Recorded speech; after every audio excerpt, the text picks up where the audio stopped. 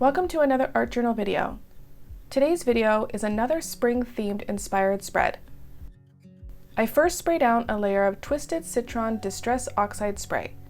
Then go in with some Distress Micro Glaze through a stencil to create resist areas. This stencil is called Going Daisies from PM Artist Studio. I will have links and other information in the video description.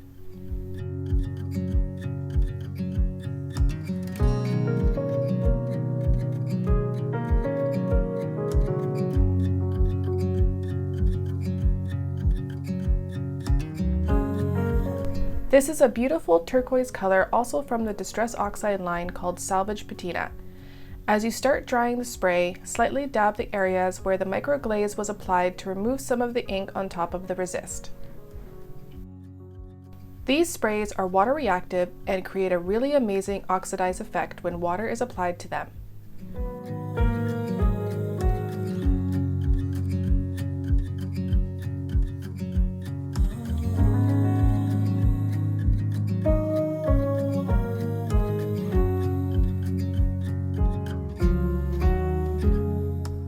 I cannot stop using Stamperia pattern papers.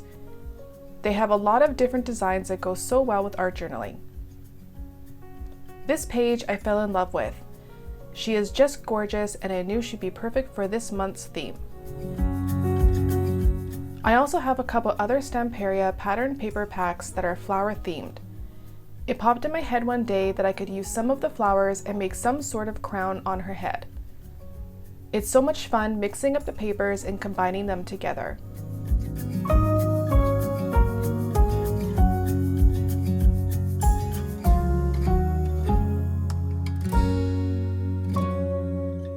So I recently joined a Facebook group called Makers of Mixed Media Art and Artists, which I really have been enjoying being a part of.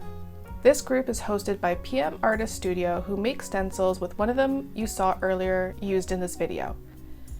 Every month they have a few different creative themes to choose from, such as theme prompts, color combos, and swaps. I chose to be a part of the theme prompt, and for this month it is Blooming Arty. PM Artist Studio also have a YouTube channel where they have live streams every Tuesday, Thursday, Sunday, and now Mondays. I highly recommend you head over to their channel and try joining one. The group is amazing, supportive, and the live chat is so much fun.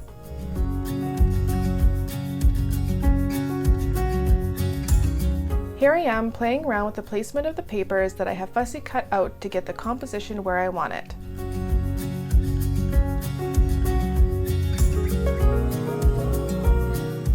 Once I have an idea of where everything will be glued down, this is the time I add a couple more details to the background.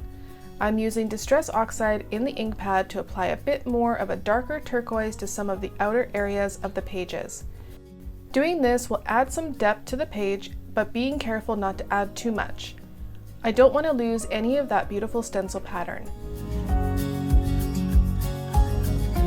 Speaking of the stencil pattern, I'm applying a bit more, but with a brown toned color this time, and again only really focusing on the outer edges of the pages. I wanted to achieve a really layered effect so it looks like a lot of flower blooms.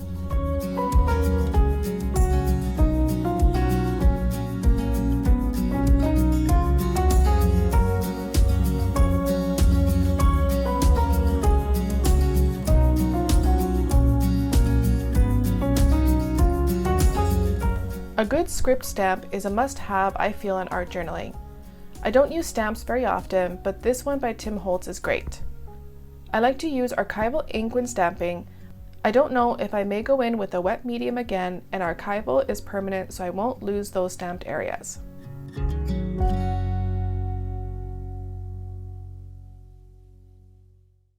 I figured out here that I could intertwine the two papers together to make it look like the flowers were already in her hair, and just glued a couple spots to keep the placement. I can't get over how beautiful she is.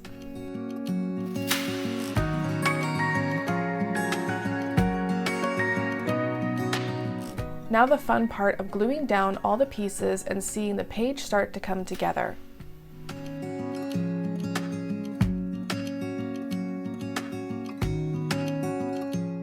I leave some of the pattern paper to hang outside of the pages that I will cut off later. I like the look that it gives rather than keeping all the papers within the page. Any cut-off pieces I also try to incorporate back into the spread. Inking the edges of the papers will create the illusion of a subtle shadow around them.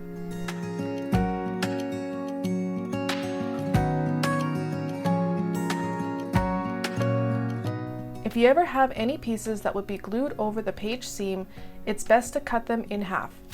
Over time, opening and closing the book, the papers will eventually split anyway.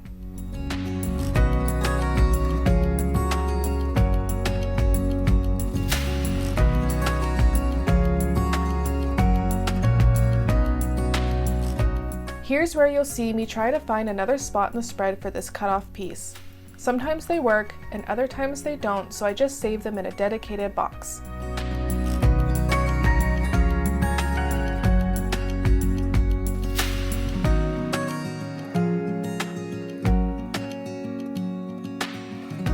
I thought it would be kind of cool to have some of the flowers look like they were coming out of the letters to represent blooming.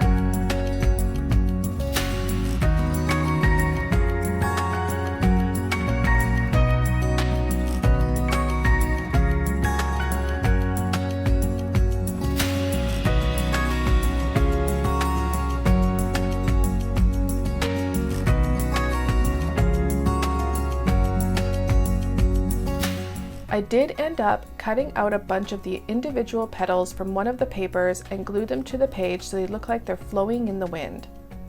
When I glue down papers, I use a piece of paper towel to push down and to catch any excess glue that may seep out.